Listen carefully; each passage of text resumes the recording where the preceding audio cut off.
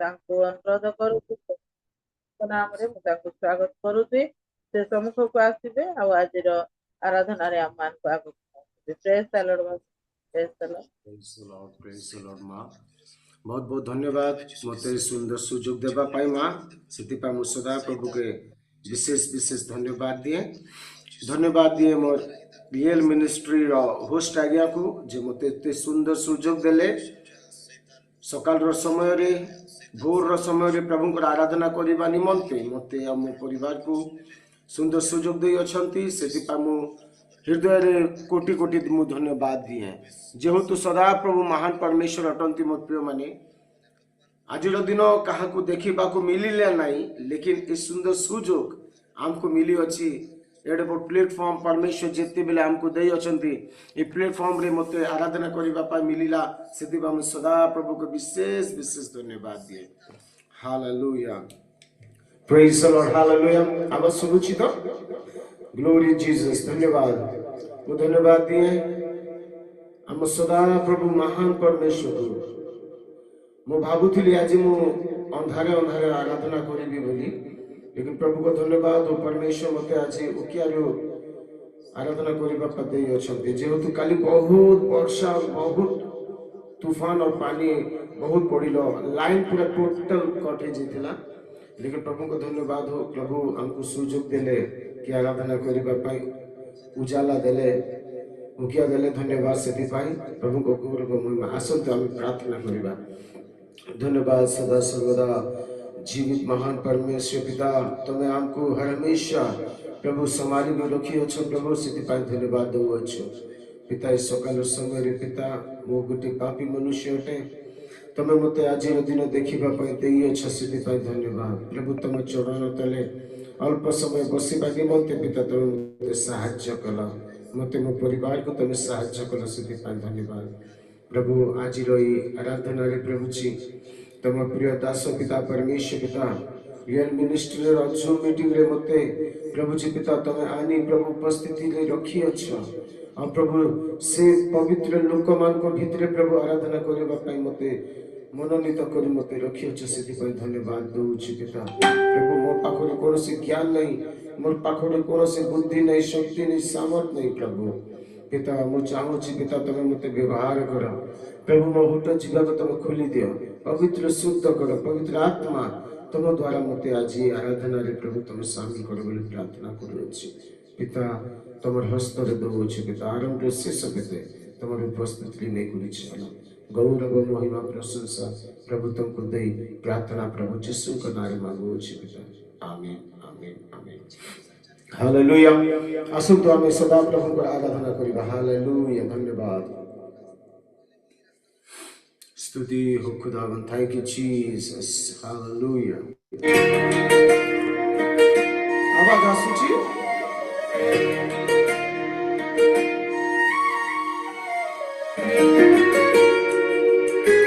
Thank you Jesus, hallelujah.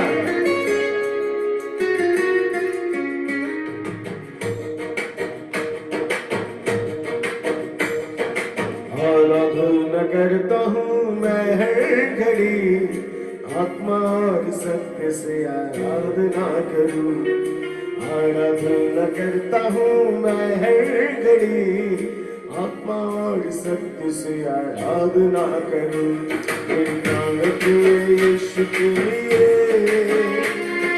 बचने वाले पिता मेरे यीशु के लिए, मेरी प्राण के यीशु के लिए,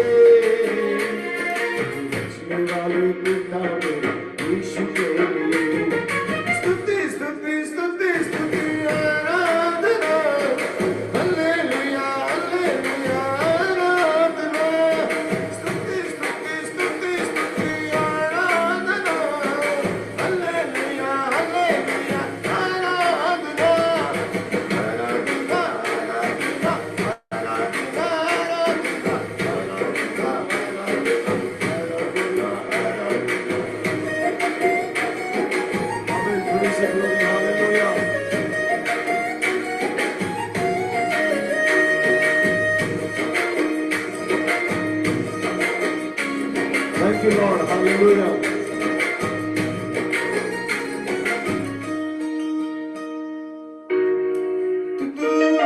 बलवंत तू, मृत्यु जतु मेरी जीवन दाता। जयवंत तू, बलवंत तू, मृत्यु जतु मेरी जीवन दाता। जो है झूठा और जो अमर वाला तुझको स्तुति हो। सृष्टिकर्ता जीवित प्रभु तुझको स्तुति हो। जो है झूठा और जो अमर वाला तुझको स्तुति हो। जीवित प्रभु तुझको स्तुति हो। स्तुति करना मेरे लिए शोभायमान है। स्तुति करना मेरे लिए शोभायमान है। स्तुति स्तुति स्तुति स्तुति आराधना। हालेलुया हालेलुया आराधना। स्तुति स्तुति स्तुति स्तुति आराधना। हालेलुया हालेलुया आराधना। आराधना आराधना आराधना आराधना आराधना आराधना आराधना।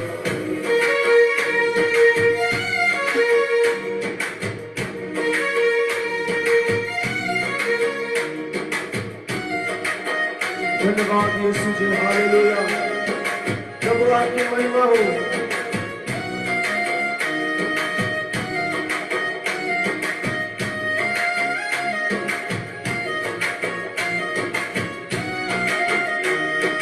धर्म का सत्य सुच्चा परमेश्वर, सामर्थी तू सर्वशक्तिमान।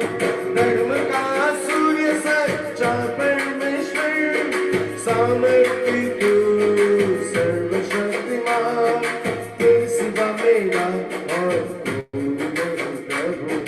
तेरे को छोड़ना तुझको प्रभु। तेरे सिवा मेरा और कोई नहीं प्रभु।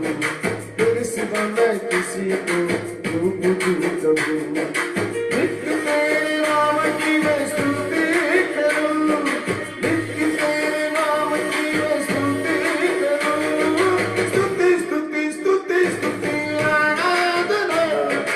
हालेलुया हालेलुया आराधना। स्तुति स्तुति स्तुति स्तुति आराधना। हालेलुया हालेलुया आराधना। आराधना आराधना आराधना आराधना आराधना आराधना आराधना आराधना।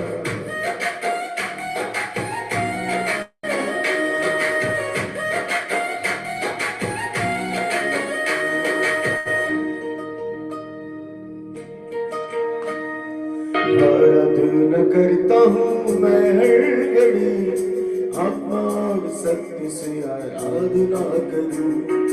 आराधना करता हूँ मैं हर घड़ी, आत्मा और सत्य से आराधना करूँ। मेरे प्राण प्रिय यीशु के लिए, मुझे बचने वाले पिता मेरे यीशु के लिए। मेरे प्राण प्रिय यीशु के लिए, मुझे बचने वाले पिता मेरे यीशु के लिए। स्तुति स्तुति स्तुति स्तुति आराधना। हालेलुया हालेलुया आराधना। स्तुति स्तुति स्तुति स्तुति आराधना। हालेलुया हालेलुया आराधना। आराधना आराधना आराधना आराधना आराधना आराधना आराधना।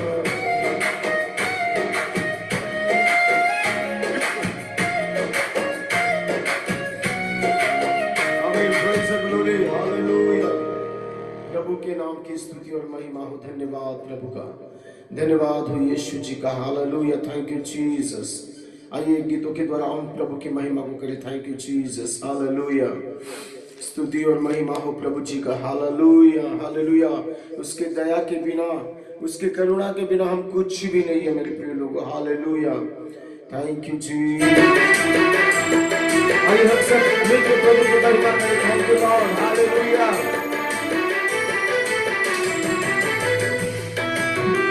धन्यवाद प्रभु जी। इस सुबह का समय खुदा आपकी महिमा हो, आपकी स्तुति हो खुदावंद।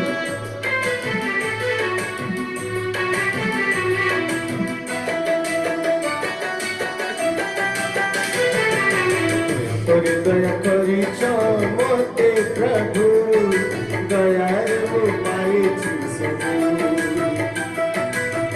परिक्रमा करिछ मोते दिसु हमारे लोभिछि सब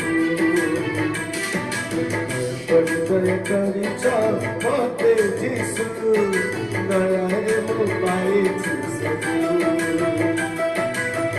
परिक्रमा करिछ मोते दिसु हमारे लोभिछि सब हे दिसु तुम दया मोकति बड़ा प्रभु हे दिसु तुम दया मोकति बड़ा प्रभु मोकति बड़ा प्रभु मोकति बड़ा प्रभु दया करिछ मोते प्रभु दयार वो पाइछि सब परिक्रमा करिछ मोते दिसु हमारे लोभिछि सब हमारे लोभिछि सब हम प्रियमने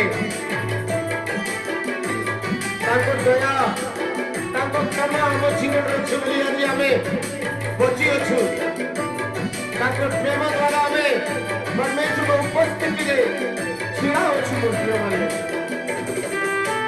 हालेलुया धन्यवाद यीशु बाबा तुम गौरव महिमा से धन्यवाद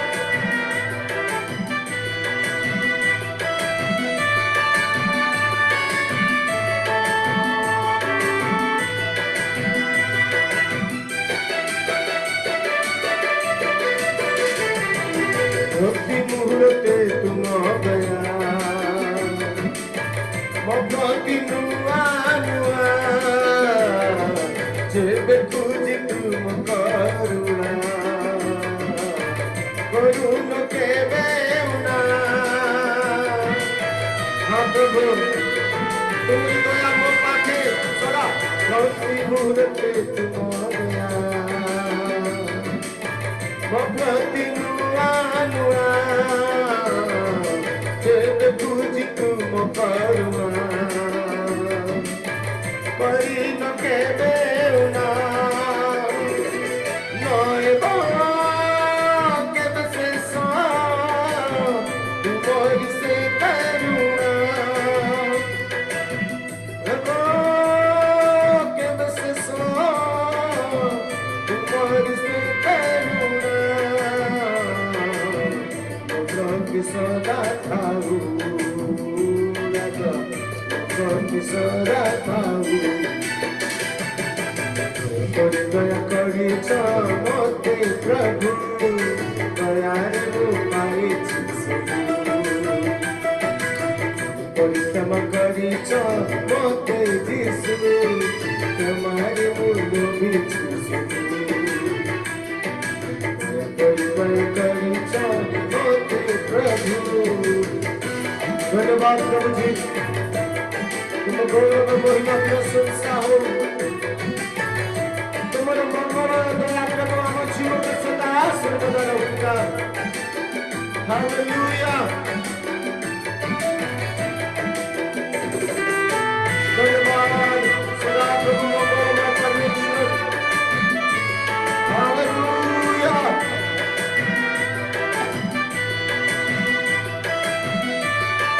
आमीन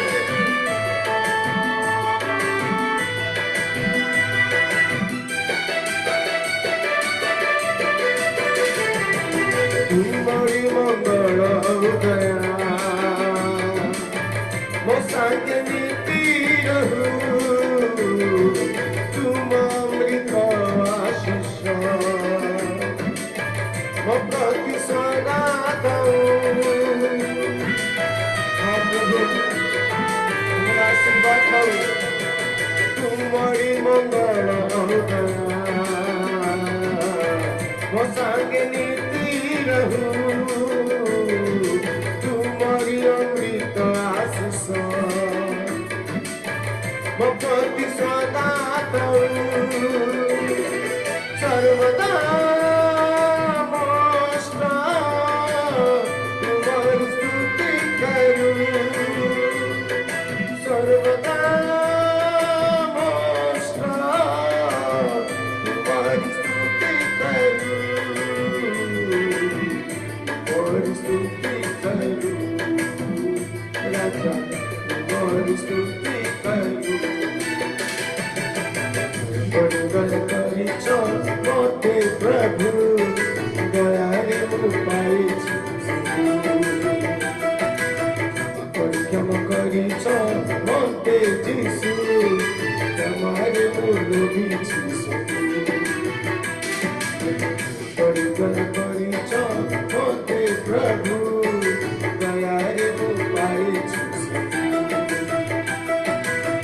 परिक्रम करिछ मोते जीशु तमारे लोभिछ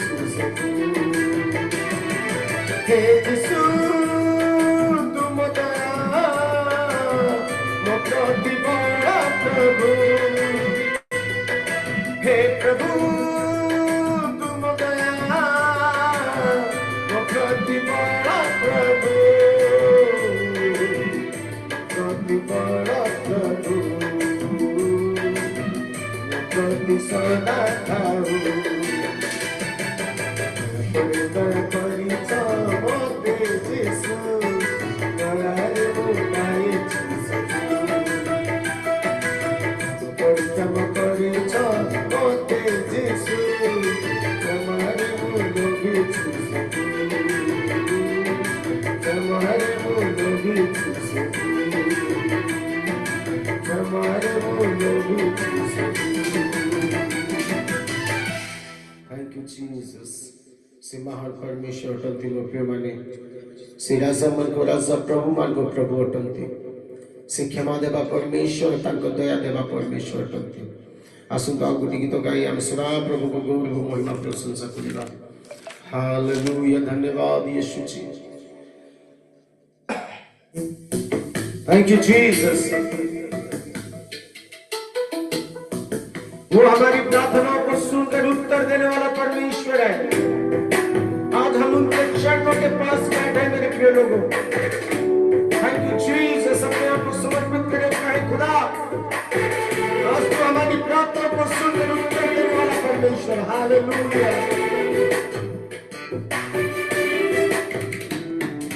यहोवा नाम है तेरा सबसे ऊंचा महिमा पाए यीशु जी सबसे महिमा पाए यहोवा नाम है तेरा सबसे ऊंचा सबसे महिमा पाए यीशु जी सबसे महिमा पाए यहोवा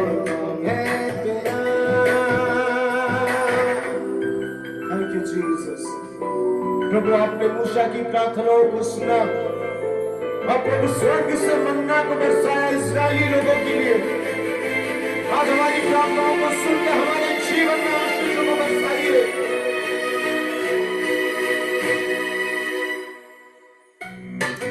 मूसा की प्रार्थना सुनी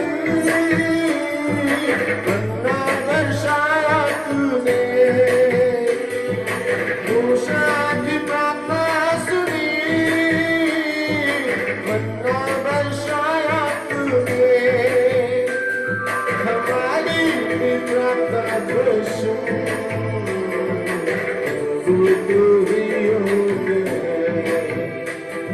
हमारी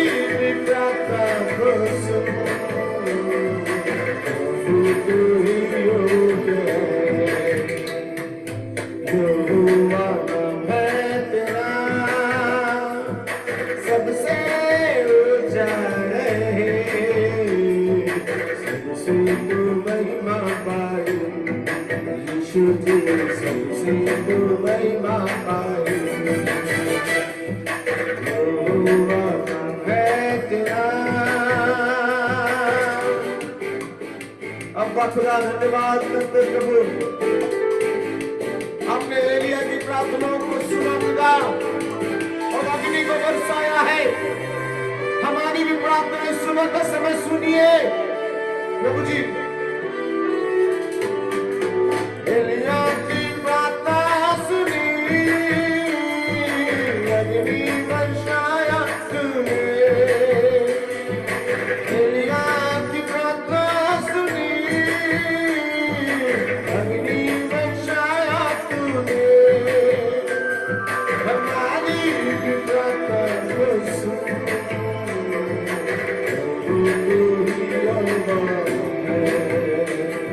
हमारी भी प्रार्थना को सुन।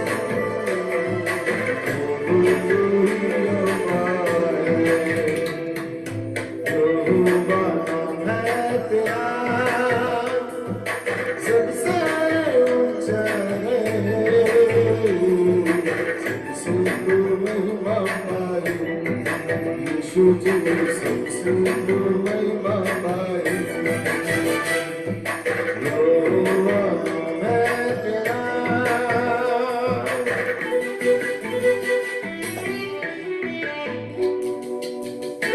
प्रभु आपने दानियों की प्रार्थनाओं को सुना खुदा। शेरों का मुंह में बंद करके प्रभु उसे आपने खड़ा किया मेरे प्यारे परमेश्वर। आज हमारे जीवन की भी कीजिए।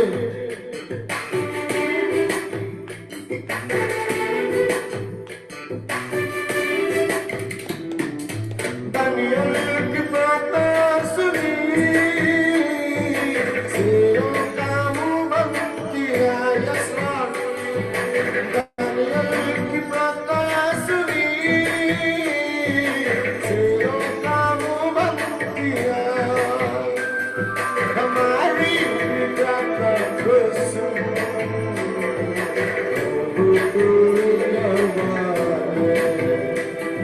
हमारी भी प्रार्थना को सुन।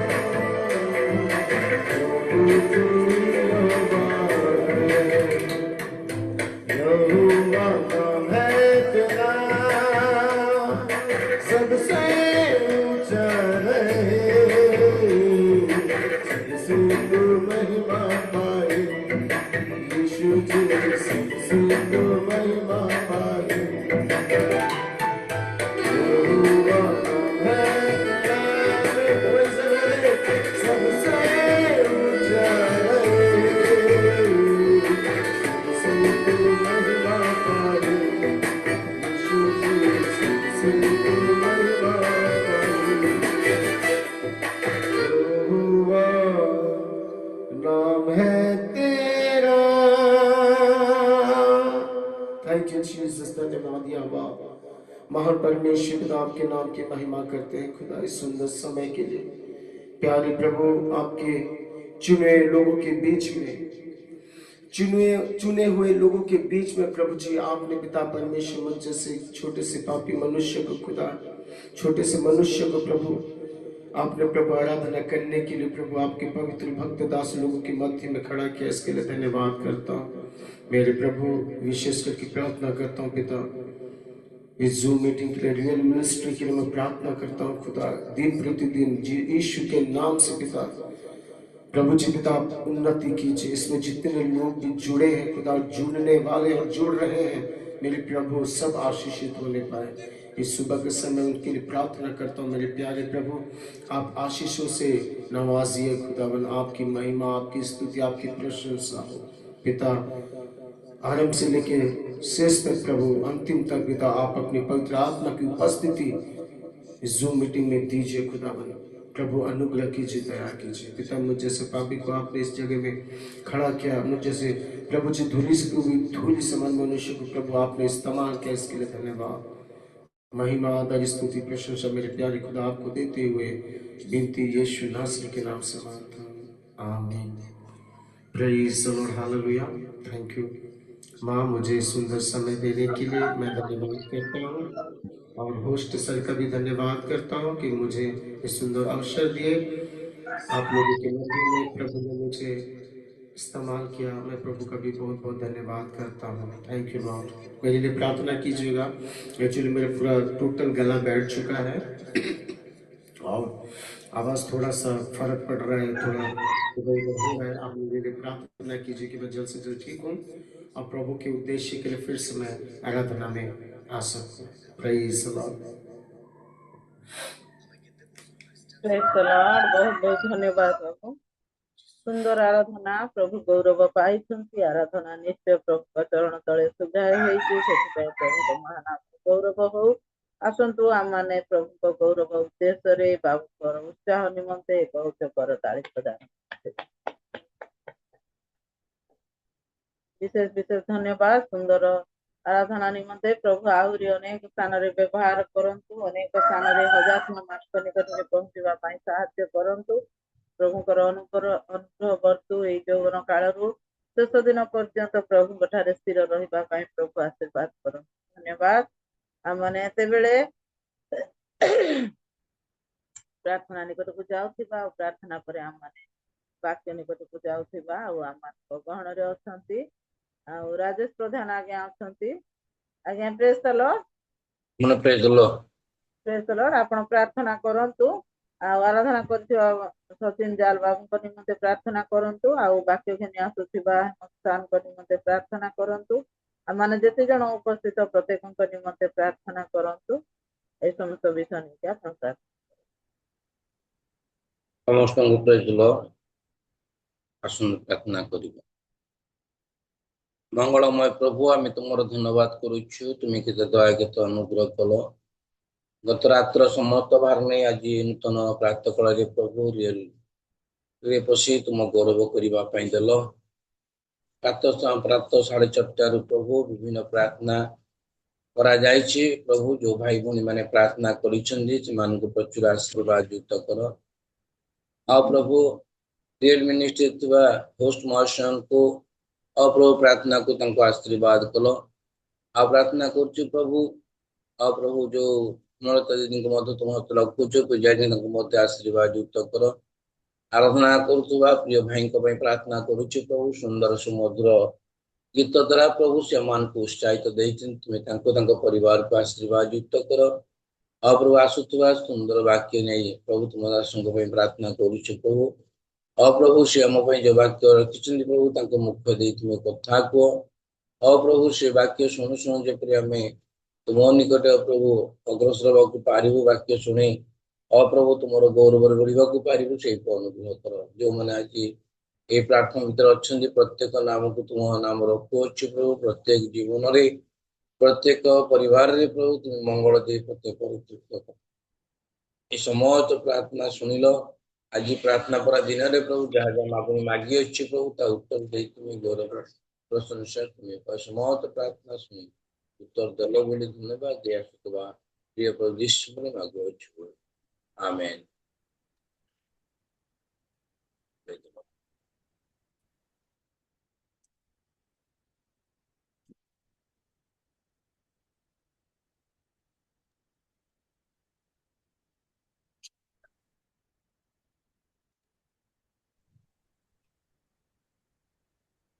धन्यवाद आज्ञा। बहुत बहुत धन्यवाद। सुंदर भाव में प्रार्थना बोझर सहित करछंती। प्रभु आपन को आशीर्वाद करंतु। वर्तमान आमान को गहन रे प्रभु प्रिय दास डॉक्टर अच्छी प्रभु जीशु ख्रीष्ट नाम रे स्वागत करुचे। समस्ते आम करताली द्वारा स्वागत करुवा। आज्ञा प्रेज द लॉर्ड। नमस्कार। आपण को समय वर्तमान वर्तमान आपण वाक्य आम मान को आगे को पढ़े। धन्यवाद। Praise the Lord. समस्त को नमस्कार।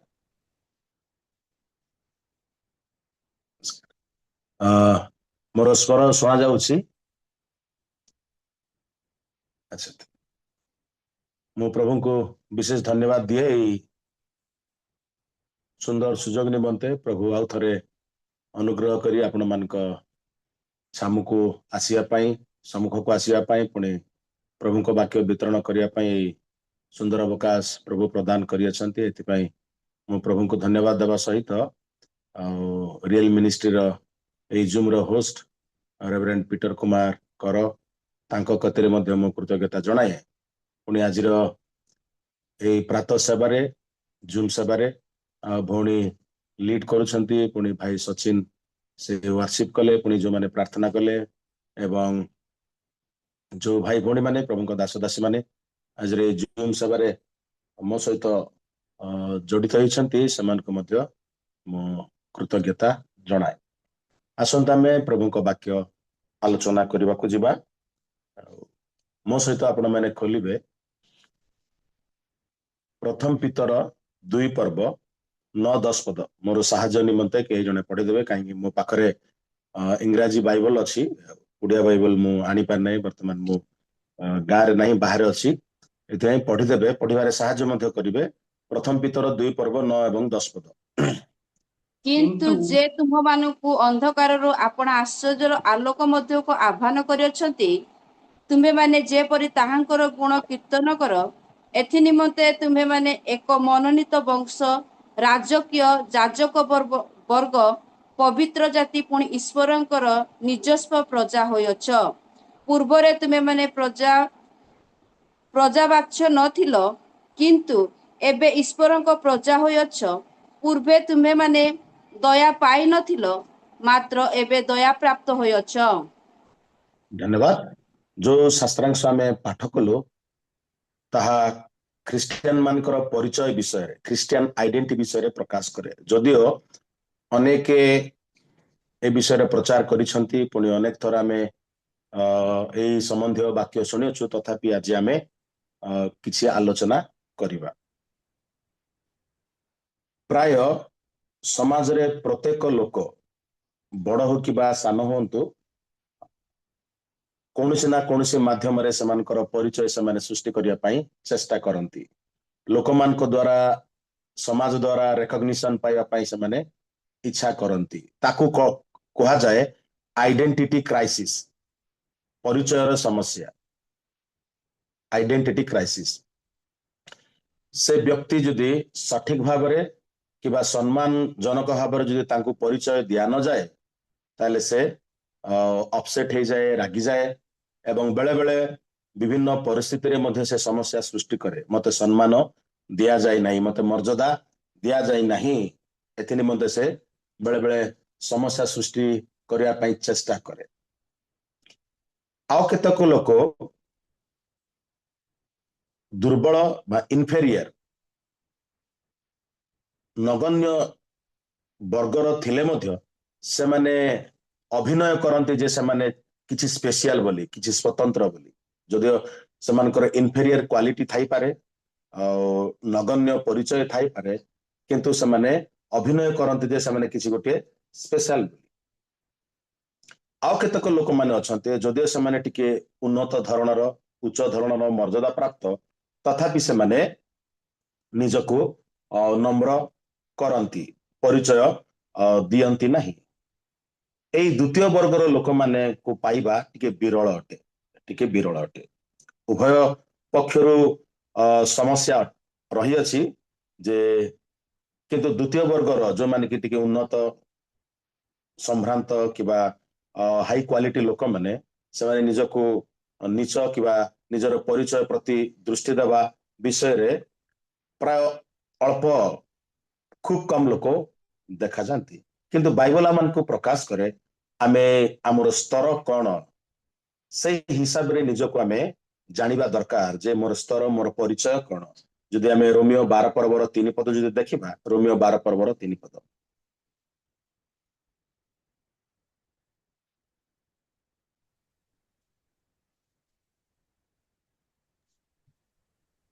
କାରଣ ମୋତେ ପ୍ରଦତ୍ତ ଅନୁଗ୍ରହ ଦ୍ୱାରା ମୁଁ ତୁମମାନଙ୍କ ମଧ୍ୟରେ ଥିବା ପ୍ରତ୍ୟେକ ଜଣକୁ କହୁଅଛି, ଆପଣା ବିଷୟରେ ଯେପରି ମନେ କରିବା ଉଚିତ, ତାହାଠାରୁ ଆପଣାକୁ ଅଧିକ ବଡ଼ ମନେ ନ କର। କିନ୍ତୁ ଈଶ୍ୱର ଯାହାକୁ ଯେ ପରିମାଣରେ ବିଶ୍ୱାସ ବିତରଣ କରିଅଛନ୍ତି, ସେହି ଅନୁସାରେ ପ୍ରତ୍ୟେକ ଜଣ ସୁବୋଧର ପରି ଆପଣା ବିଷୟରେ ମନେ କର। ଧନ୍ୟବାଦ। ସାଧାରଣତଃ ଯୋଉମାନେ ଜ୍ଞାନୀ ଲୋକମାନେ, ଟିକେ ଈଶ୍ୱର ପରାୟଣ ଲୋକମାନେ ଏହି କ୍ୟାଟେଗୋରୀରେ ଆସନ୍ତି ନାହିଁ। ଯଦିଓ ସେମାନେ ସମାଜରେ ପରିଚିତ ବା ପରିଚୟ ପାଆନ୍ତି, ରେକଗ୍ନିସନ ପାଆନ୍ତି କି ନାହିଁ, ସେମାନେ ଏ ବିଷୟରେ ଏତେ ମନୋଯୋଗୀ ହୁଅନ୍ତି ନାହିଁ। ହୁଏତ ବେଳେ ବେଳେ ସେମାନଙ୍କୁ ଦୁଃଖ ଲାଗିପାରେ, ଟିକେ କଷ୍ଟ ଲାଗିପାରେ, କିନ୍ତୁ ସେମାନେ ମ୍ୟାନେଜ କରିଦିଅନ୍ତି। ଯଦି ସେମାନଙ୍କୁ ସଠିକ ସମ୍ମାନ କିମ୍ବା ମର୍ଯ୍ୟାଦା କିମ୍ବା ସଠିକ ପରିଚୟ ଦିଆ ନଯାଏ ସେମାନେ ମ୍ୟାନେଜ କରିଦିଅନ୍ତି। ଦିନକରେ ବର୍ଷେ 2 ବର୍ଷ ତଳର ଘଟଣା, ମୁଁ ଆମ ଗାଁ ମାର୍ଲବାରୁ ରାୟଗଡ ଯାଉଥିଲି ମୋଟର ବାଇକରେ କୌଣସି ଗୋଟେ କାମରେ। ଆମ ଗାଁ ପରେ ପରେ ଆଉ ଗୋଟେ ଛକ ଆସେ, ପଦାସାହି ଛକ, ମାନେ କୁମୁଳ ସିଂ ଛକ। ସେଇ ଛକରେ ଜଣେ ଯୁବକ ହାତ ମାରିଲା ମୋର ମୋଟର ବାଇକ। ଯେତେବେଳେ ସେ ଲିଫ୍ଟ ମାଗିଲା ମୁଁ ତାଙ୍କୁ ଲିଫ୍ଟ ଦେଲି ଏବଂ ଆମେ 2 ଜଣ ଖ୍ରୀଷ୍ଟିଆନ ଯୁବକ, 2 ଜଣ ଆମେ ଯାତ୍ରା କରୁଛୁ ରାୟଗଡ ଅଭିମୁଖେ। ମୁଁ ତାଙ୍କ ନାଁ ପଚାରିଲି, ତାଙ୍କ ବିଷୟରେ ପଚାରିଲି, କଣ କରୁଛନ୍ତି ଇତ୍ୟାଦି। ସେ କହିଲା ପରେ ମୁଁ ମୋର ପରିଚୟ ଦେଲି ଯେ ମତେ ବାବୁ ମତେ ଚିହ୍ନିଛ କି, ମୁଁ ମାର୍ଲବା ମଣ୍ଡଳୀର ପାଳକ। ସେ କହିଲା ନାଇଁ ଆଜ୍ଞା ମୁଁ ଆପଣଙ୍କୁ ଜାଣି ନାହିଁ। ସେଇଟା ମତେ ଟିକେ କଷ୍ଟ ଲାଗିଲା, ସେଇଟା ଟିକେ ମତେ ଅପସେଟ ଲାଗିଲା ଯେ ପଡୋଶୀ ଗ୍ରାମର ଲୋକ ଦୀର୍ଘ ଏତେ ବର୍ଷ ପାଳକ ସେବା କାର୍ଯ୍ୟ କରୁଅଛି। ଏପରିକି କୁମୁଳ ସିଂ ଗ୍ରାମରେ ବା କୁମୁଳ ସିଂ ମଣ୍ଡଳୀରେ ଅନେକ ଥର ମୁଁ ପ୍ରଚାର କରିଅଛି, ପ୍ରଭୁଭୋଜ ମଧ୍ୟ ଦେଇଅଛି ପାଳକ କୁମୁଳ ସିଂ ମଣ୍ଡଳୀରେ ଯେତେବେଳେ ନଥିଲେ। କିନ୍ତୁ ସେଇ ଖ୍ରୀଷ୍ଟିଆନ ଯୁବକ ମତେ ଚିହ୍ନି ନାହିଁ ବା ମତେ ଜାଣି ନାହିଁ, ତା ମତେ ଟିକେ ଦୁଃଖ ଲାଗିଲା। ତଥାପି ମୁଁ ମ୍ୟାନେଜ କରିଦେଲି ଏବଂ ସେଇ ଘଟଣାରୁ ମୁଁ ଏକ ବଡ ଲେସନ ଶିଖିଲି, ବଡ ଶିକ୍ଷା ଗୋଟିଏ ଶିଖିଲି ଯେ ଅନେକ ସମୟରେ ଆମେ ନିଜର ପରିଚୟକୁ ମାନେ ବଡ ମନେ କରିଥାଉ ଏବଂ ଆମର ରେକଗ୍ନିସନ ବେଶୀ ଅଛି ବୋଲି ମନେ କରିଥାଉ।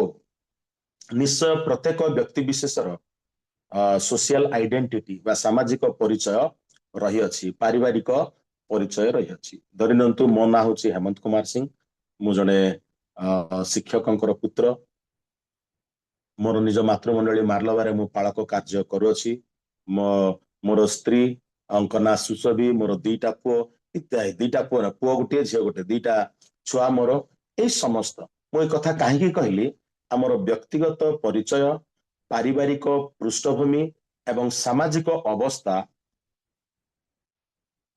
ଆମର ପରିଚୟରେ ବିଶେଷ ଭୂମିକା ନିଏ। ଆମର ବ୍ୟକ୍ତିଗତ ପରିଚୟ, ପାରିବାରିକ ପୃଷ୍ଠଭୂମି ଏବଂ ସୋସିଆଲ ଷ୍ଟାଟସ ପରିଚୟରେ ପ୍ରମୁଖ ଭୂମିକା ନିଏ ଏବଂ ଯୋଉ ଭାବରେ, ଯୋଉ ହିସାବରେ ଆମେ ଆମର ଚାଲିଚଳନ, ଆଚାର ବ୍ୟବହାର, କାର୍ଯ୍ୟକଳାପ କରୁ, ସେଇ ଅନୁସାରେ ତାର ରିଫ୍ଲେକ୍ସନରେ ଲୋକମାନେ ଆମକୁ ଭ୍ୟାଲୁ କରନ୍ତି ବା ମୂଲ୍ୟାଙ୍କନ କରନ୍ତି, ରେକଗ୍ନାଇଜ କରନ୍ତି। ଏଇ ବିଷୟକୁ ଆଧାର କରି, ଏଇ ବିଷୟକୁ ହୃଦୟଙ୍ଗମ କରି ଆସୁ ଆମେ ଆଜିର ଶାସ୍ତ୍ରାଂଶ ମଧ୍ୟକୁ ଆମେ ପ୍ରବେଶ କରିବୁ ଯେ ଆମର ପରିଚୟ ଯୀଶୁଖ୍ରୀଷ୍ଟଙ୍କୁ ଜାଣିବା ପୂର୍ବରୁ ଆମର ପରିଚୟ କଣ ଥିଲା, ଯୀଶୁଖ୍ରୀଷ୍ଟଙ୍କୁ ଜାଣିଲା ପରେ ଆମମାନଙ୍କର ପରିଚୟ କଣ ହେଲା ଏବଂ ଯୀଶୁଖ୍ରୀଷ୍ଟଙ୍କୁ ଜାଣିଲା ପରେ ଯୋଉ ପରିଚୟ ଆମମାନଙ୍କର ହୋଇଅଛି ସେଇ ପରିଚୟ ସହିତ ଆମେ କି ପ୍ରକାର ଈଶ୍ୱରଙ୍କ ସମ୍ମୁଖରେ, ସମାଜ ସମ୍ମୁଖରେ ଜୀବନ ଯାପନ କରୁଅଛୁ ସେ ବିଷୟରେ ଆମେ ଆଲୋଚନା କରିବା। ପ୍ରଥମ କଥା ଆମେ ଦେଖିବା ଧର୍ମଶାସ୍ତ୍ରରୁ ଆମର ପ୍ରାକୃତିକ ପରିଚୟ ବା ନ୍ୟାଚୁରାଲ ଓରିଜିନାଲ ପରିଚୟ କଣ, ତା ଧର୍ମଶାସ୍ତ୍ରରୁ ଆମେ କିଛି ଅଂଶ ଆଲୋଚନା କରିବା। କାରଣ ଧର୍ମଶାସ୍ତ୍ର ଆମର ପ୍ରକୃତ ପରିଚୟ, ନ୍ୟାଚୁରାଲ ପରିଚୟ ବିଷୟରେ ଅନେକ ପ୍ରମାଣ ଦିଏ, ଠୋସ ପ୍ରମାଣ ଦିଏ। ଯଦି ତାହା ଆମକୁ ଭଲ ଲାଗେ କିମ୍ବା ନ ଲାଗିପାରେ, କିନ୍ତୁ ତାହା ଆମେ ଗ୍ରହଣ କରିବାକୁ ପଡିବ। ଯଦି ଗୀତ ସଂହିତା 103:14 ପଦ ଯଦି ଦେଖିବା, ଗୀତ ସଂହିତା 103:14 ପଦ।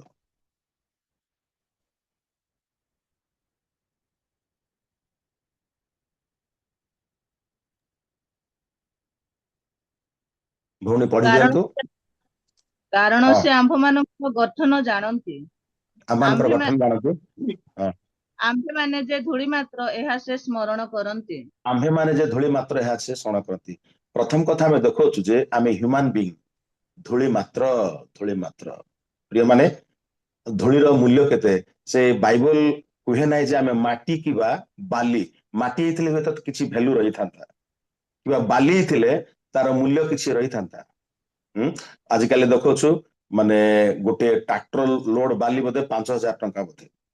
ଆମେ ଅଫିସ କାମ କଲା ବେଳକୁ 3,500 ଥିଲା, 5,000 ଏବଂ ଯୋଉ ସମୟରେ ବର୍ଷା ଆସିବ ସେଇ ସମୟରେ 7,000-8,000 ଏମିତି ହେଇଯାଏ। ବାଲି ହେଇଥିଲେ ବି କିଛି ଭ୍ୟାଲୁ ଥାନ୍ତା କିମ୍ବା ମାଟି ହେଇଥିଲେ ବି ତାର ମାଟିର ଭ୍ୟାଲୁ ଥାନ୍ତା, କିନ୍ତୁ ବାଇବଲ ପାଇଁ ଆମେ ଧୂଳି ମାତ୍ର। ଧୂଳିର କଣ ଭ୍ୟାଲୁ ଅଛି? ଉଡିଯିବ, ରାଇଟ୍? ତାର କିଛି ବି ଭ୍ୟାଲୁ ନାହିଁ। ଏଥି ନିମନ୍ତେ ଉପଦେଶକ 3:20 ସୋଲୋମନ କହନ୍ତି ଯେ ଆମେ ଧୂଳିରୁ ଆସିଅଛୁ ପୁନର୍ବାର ଆମେ ଧୂଳିରେ ଲୀନ ହେବା। ଦ୍ୱିତୀୟ ବିଷୟ ଆମେ ଦେଖିବା ଯାକୁବ 4:14 ପଦ। ଯାକୁବ 4:14 ପଦ।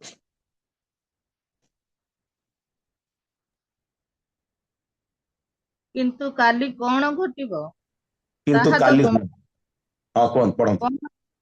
କଣ ଘଟିବ ତାହା ତ ତୁମ୍ଭେମାନେ ଜାଣ ନାହିଁ। ହୁଁ ତୁମ୍ଭମାନଙ୍କର ଜୀବନ କଣ? ହୁଁ କ୍ଷଣକେ ଦୃଶ୍ୟ ଅଦୃଶ୍ୟ ହୁଏ ଯେଉଁ ବାଷ୍ପ, ହୁଁ ତୁମ୍ଭେମାନେ ତ ତାହା ଦୃଶ୍ୟ।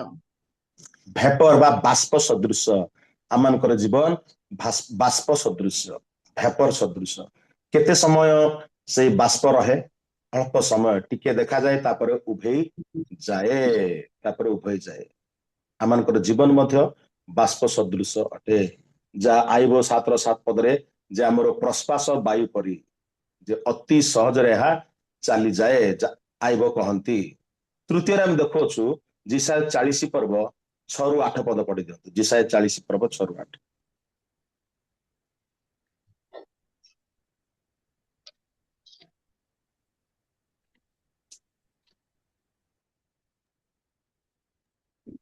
ଏକ ଜଣକର ରବ କହେ ପ୍ରଚାର କର, ତହିରେ ଜଣ କହି କଣ ପ୍ରଚାର କରିବା? ମତ୍ୟ ମାତ୍ର ତୃଣ ସ୍ୱରୂପ ଓ ତାହାର ସମସ୍ତ ଶୋଭା କ୍ଷେତ୍ରସ୍ଥ ପୁଷ୍ପର ତୁଲ୍ୟ। ତୃଣ ଶୁଷ୍କ ହୋଇଯାଏ, ପୁଷ୍ପ ମ୍ଳାନ ହୁଏ, କାରଣ ତହି ଉପରେ ସଦାପ୍ରଭୁଙ୍କର ଶ୍ୱାସ ବାୟୁ ବହେ। ନିଶ୍ଚୟ ଲୋକମାନେ ତୃଣ ସ୍ୱରୂପ, ତୃଣ ଶୁଷ୍କ ନିଶ୍ଚୟ ଲୋକମାନେ ତୃଣ ସଦୃଶ। ଆଉ ଗୋଟେ ପରିଚୟ ମାନଙ୍କର ରହିଛି ଯେ ଆମେ ଘାସ ପରି ବା ଫୁଲ ପରି। ଯେତେବେଳେ ମାନେ ଗ୍ରୀନ ରହେ ସେ ଘାସ କିମ୍ବା ଫୁଲ ଯେତେବେଳେ ଆରାମରେ ଫୁଟେ ଅତି ସୁନ୍ଦର ଦେଖାଯାଏ, ଅତି ସୁନ୍ଦର ମହକେ। ଘାସ ମଧ୍ୟ ଅତ୍ୟନ୍ତ ଗ୍ରୀନେରୀ ସବୁଜ ଦେଖାଯାଏ, କିନ୍ତୁ ଅପରାହ୍ନ ସମୟରେ ଆଉ ମଳିନ ହେଇଯାଏ, ପୁଷ୍ପ ମଳିନ ହେଇଯାଏ, ଘାସ ମଧ୍ୟ ଶୁଖିଯାଏ। ତଦ୍ରୂପ ଗୋଟିଏ ସମୟରେ ଆମେ ଯେତେବେଳେ ନୂତନ ଭାବରେ ଯୌବନ ଅବସ୍ଥାରେ ଆମେ ପାଦ ଦେଉ ଅତ୍ୟନ୍ତ ସୌନ୍ଦର୍ଯ୍ୟ, ଆମର ଜୀବନ ସୁନ୍ଦର ଦେଖାଯାଏ, କିନ୍ତୁ ପରବର୍ତ୍ତୀ ସମୟରେ ଆମେ କେତେ ମେକଅପ୍ କଲେ ବି ଜଣା ପଡିଯାଏ, କାରଣ ମଳିନ ହୋଇଯାଏ। ଅନେକ ଲୋକ ବି ଚେଷ୍ଟା କରନ୍ତି ବୃଦ୍ଧା ଅବସ୍ଥାରେ ମଧ୍ୟ ବିଭିନ୍ନ ପ୍ରକାର ମେକଅପ୍ ୟୁଜ କରିକି ମାନେ ୟଙ୍ଗ ଦେଖିବା ପାଇଁ ଚେଷ୍ଟା କରନ୍ତି, କିନ୍ତୁ ଜଣା ପଡିଯାଏ। ଏପରିକି ଖ୍ରୀଷ୍ଟିଆନ ସେବକ ସେବିକା ମାନେ ଏଇ କ୍ୟାଟେଗୋରୀରେ ବି ମାନେ ପଡି ଯାଇଛନ୍ତି।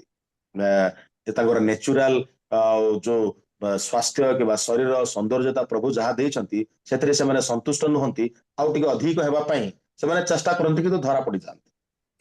ବର୍ତ୍ତମାନ ବିଭିନ୍ନ ପ୍ରକାର କସ୍ମେଟିକ ସବୁ ବାହାରି ଅଛି କଲର ଚେଞ୍ଜ କରିବା ପାଇଁ, ଚେହେରା ଆଉ ଟିକେ ଜଷ୍ଟ ଆମର ଦୁର୍ବଳତା ହେତୁ କସ୍ମେଟିକ କମ୍ପାନୀ ସେ ସବୁ ତିଆରି କରୁଅଛି ଯେ ମାନେ ଆମେ କେତେ ସଜେଇଲେ ବି ଆମର ଦୁର୍ବଳତା, ଆମର ଚେହେରାର ମଳିନତା, ଆମର ସ୍ୱାସ୍ଥ୍ୟର ମଳିନତା ଧୀରେ ଧୀରେ କ୍ଷତି ଘଟେ।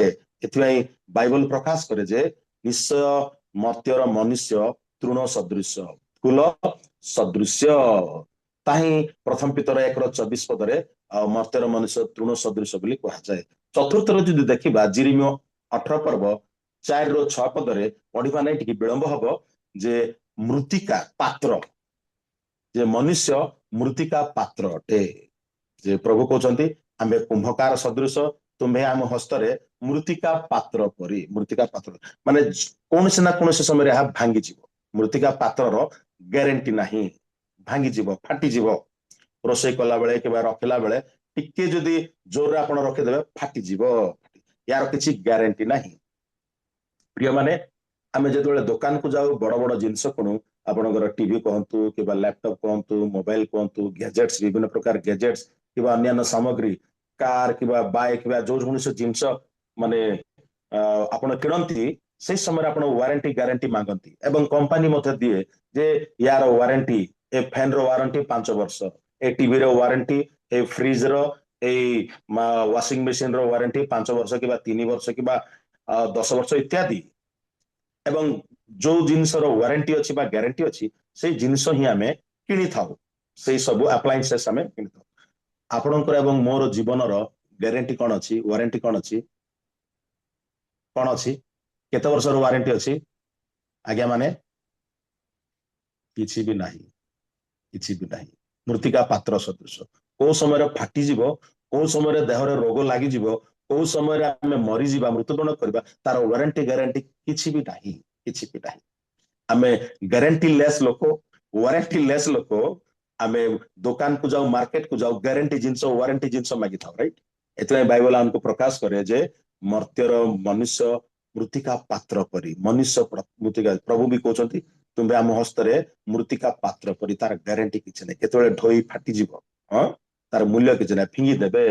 ତା ହଉଛି ଜିରିମି 18 ପର୍ବ 4-6 ପଦରେ ଉଲ୍ଲେଖ କରାଯାଏ। ପଞ୍ଚମରେ ଆମେ ଦେଖିବା ଯେ ଗୀତ ସଂହିତା 144 4 ପଦରେ ଯେ ଆମେ ଛାୟା ପରି, ଟିକେ ପଢିଦେବେ ଗୀତ ସଂହିତା 144 4 ପଦ, ଛାୟା ପରି। ମନୁଷ୍ୟ ଅସାର ବସ୍ତୁ ତୁଲ୍ୟ, ହଁ, ତାହାର ଦିନ ସବୁ ବହିଯିବା ଛାୟା ତୁଲ୍ୟ। ଛାୟା ତୁଲ୍ୟ, ଛାୟା ତୁଲ୍ୟ। କାହିଁକି ଏ କଥା କୁହାଗଲା? ମୋର ଅନୁମାନରେ ଧରି ନିଅନ୍ତୁ ଆମେ ହଉଛି ରିଏଲ ମନୁଷ୍ୟ, କୌଣସି ଯଦି ଲାଇଟ୍ ପଡିବ, ସୂର୍ଯ୍ୟ ଆଲୋକ କିମ୍ବା ଚନ୍ଦ୍ର ଆଲୋକ କିମ୍ବା କୌଣସି ଲାଇଟ୍ ଯଦି ପଡିବ, ଆମେ ରିଏଲ ହେଇଥିବା ତ ଆମ ଛାୟା ପଡେ, ଆମ ଛାୟା ଭୂମିରେ ପଡେ କିମ୍ବା କୌଣସି ଅଲଗା କୌଣସି ଜାଗାରେ ପଡେ। ଯେତେବେଳେ ସେ ଲାଇଟ୍ ଚାଲିଯାଏ ସେ ଛାୟା ଉଭେଇଯାଏ। ଆମେ ରିଏଲ, ଧରି ନିଅନ୍ତୁ ଆମେ ରିଏଲ ମନୁଷ୍ୟ। ମୋର ଅନୁମାନରେ, ମୋର ଅନୁଚିନ୍ତାରେ, ମୋର ଭାବନାରେ ମୁଁ ଭାବୁଛି ଯେ ଈଶ୍ୱର ଅଛନ୍ତି ବାସ୍ତବ, ସ୍ୱର୍ଗର ପରମେଶ୍ୱର ଅଛନ୍ତି ବାସ୍ତବ, ଏବଂ ଆମେ ମନୁଷ୍ୟମାନେ ଛାୟା ସଦୃଶ। ଯେତେବେଳେ ପର୍ଯ୍ୟନ୍ତ ତାଙ୍କର ଜୀବନ ଅଛି, ତାଙ୍କର ଜ୍ୟୋତି ଆଲୋକ ଆମ ଉପରେ ଅଛି, ତାଙ୍କର ଛାୟା। ସେଥିପାଇଁ ଈଶ୍ୱର ମାନେ ମନୁଷ୍ୟ ଈଶ୍ୱରଙ୍କ ପ୍ରତିମୂର୍ତ୍ତିରେ ସାଦୃଶ୍ୟରେ ନିର୍ମିତ ବୋଲି ମୁଁ ଯାହା ଭାବୁଛି। ମାନେ ଅନ୍ୟ ଅର୍ଥରେ କହିବାକୁ ଗଲେ ଯେତେବେଳେ ତାଙ୍କର ଏଇ ଶ୍ୱାସ ବାୟୁ, ଈଶ୍ୱରଙ୍କର ଦେଇଥିବା ଜୀବନ ଶ୍ୱାସ ବାୟୁ, ଯୋଉ ଜ୍ୟୋତି ଯଦି ଚାଲିଯିବ, ଆମର ଆଉ ସତ୍ତା ରହିବ ନାହିଁ। ଏଥିପାଇଁ ଗୀତ ରଚକ ଏଠାରେ କହନ୍ତି ଯେ ମନୁଷ୍ୟର ଜୀବନ ଛାୟା ସଦୃଶ ଅଟେ, ଛାୟା ସଦୃଶ। ଷଷ୍ଠ ବିଷୟ ଯଦି ଦେଖିବା ଆୟୋବ 25:6 ପଦ, ଟିକେ ପଢେଇଦେବେ ଆୟୋବ 25:6 ପଦ।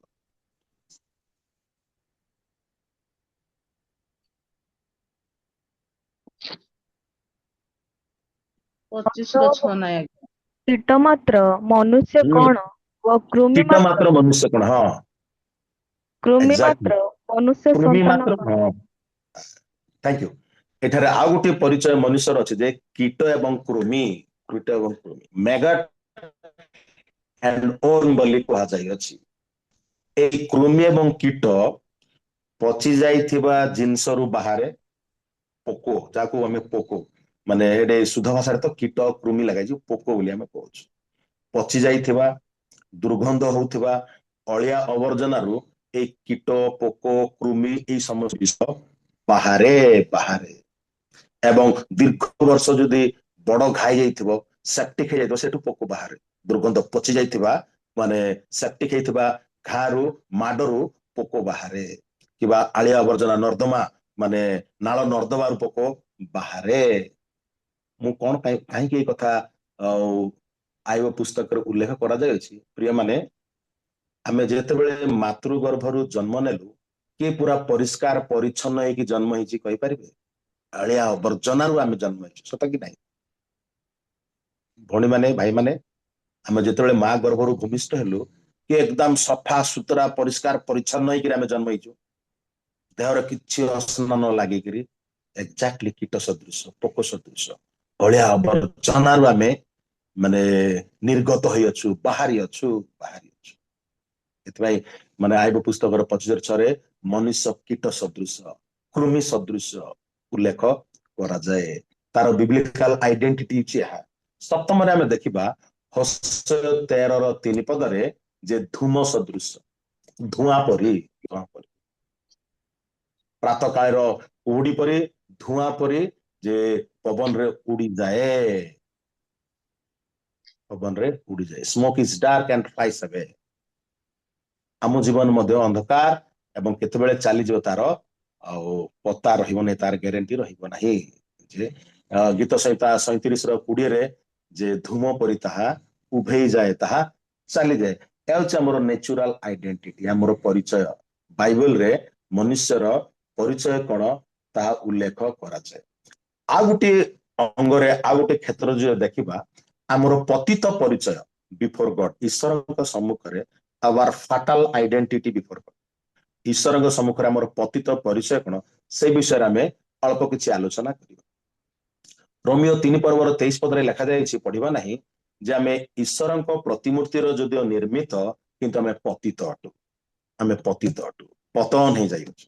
ଈଶ୍ୱରଙ୍କ ପ୍ରତିମୂର୍ତ୍ତିରେ ସାଦୃଶ୍ୟରେ ନିର୍ମିତ କିନ୍ତୁ ପାପ କରି ଈଶ୍ୱରଙ୍କ ଗୌରବରୁ ଉଣା ପଡିଅଛୁ ଏବଂ ପତିତ ହେଇଯାଇଛୁ। ରୋମିଓ 3:23।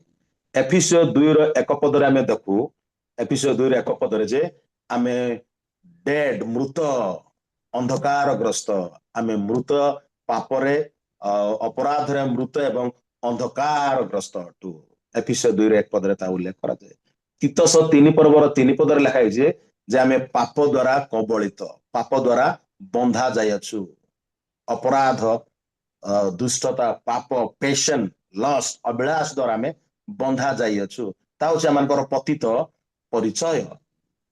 ଯୋହନ 3:36 ଆମେ ଦେଖୁଅଛୁ ଯେ ଆମେ ଈଶ୍ୱରଙ୍କର କ୍ରୋଧର ପାତ୍ର, ଦଣ୍ଡ ନିମନ୍ତେ ରକ୍ଷିତ ଈଶ୍ୱରଙ୍କର କ୍ରୋଧର ପାତ୍ର। କଲସିୟ 1:21 ଉଲ୍ଲେଖ କରାଯାଏ ଯେ ଆମେ ଈଶ୍ୱରଙ୍କର ଶତ୍ରୁ, ଈଶ୍ୱରଙ୍କର ଶତ୍ରୁ, ଈଶ୍ୱରଙ୍କ ଠାରୁ ଦୂରରେ ଅଛୁ, ଈଶ୍ୱରଙ୍କର ଶତ୍ରୁ ଅଟୁ। ଜିସାୟ 69:2 ଲେଖା ହେଇଛି, ଆମେ ଈଶ୍ୱର ବିହୀନ, ଭରସା ବିହୀନ, ଭରସା ନାହିଁ, ଈଶ୍ୱର ବିହୀନ ଲୋକମାନେ ଆମେ। ଜିସାୟ 64:6 ଉଲ୍ଲେଖ କରାଯାଇଛି ଯେ ଆମେ ଈଶ୍ୱରଙ୍କୁ ସନ୍ତୁଷ୍ଟ କରିବା ନିମନ୍ତେ ଆମ ପାଖରେ କିଛି ଗୋଟେ ମାନେ ସାମର୍ଥ୍ୟ ନାହିଁ କିମ୍ବା ଦମ ନାହିଁ। ଈଶ୍ୱରଙ୍କୁ କୌଣସି କାର୍ଯ୍ୟ ଦ୍ୱାରା ଆମେ ସନ୍ତୁଷ୍ଟ କରିପାରିବା ନାହିଁ। ଏହା ହେଉଛି ଆମର ଫାଟାଲ ଆଇଡେଣ୍ଟିଟି, ପତିତ ପରିଚୟ। ଈଶ୍ୱରଙ୍କ ସମ୍ମୁଖରେ ଆମମାନଙ୍କର ପତିତ ପରିଚୟ।